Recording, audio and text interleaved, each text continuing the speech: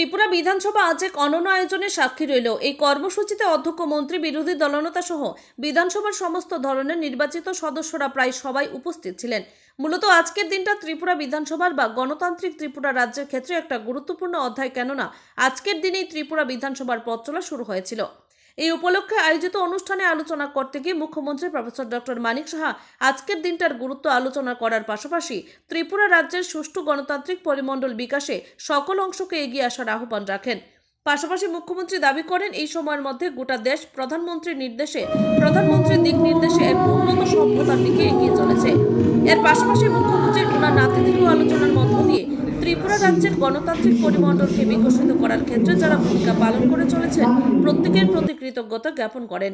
মুখ্যমন্ত্রী ছাড়া বিরোধী দলনেতা জিতেন্দ্র চৌধুরী, বিধানসভার অধ্যক্ষ বিশ্ববন্ধু সেন, কংগ্রেস বিধায়ক বীরজিৎ সিনহা, পরিষদীয় মন্ত্রী রতনলাল নাথ প্রমুখ আলোচনা করেন। এখানে উল্লেখ করা প্রয়োজন, মুখ্যমন্ত্রী সহ অন্যান্য অতিথিরা সমবেতভাবে বিধানসভা ভবন চত্বরে বৃক্ষরোপণে অংশগ্রহণ করে পরিবেশ রক্ষায় গাছ লাগানোর আহ্বানকে আজ আরও একবার তুলে ধরেন।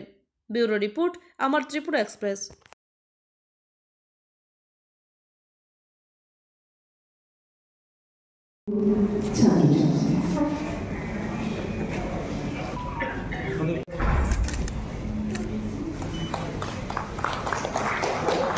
সামনে থেকে সরা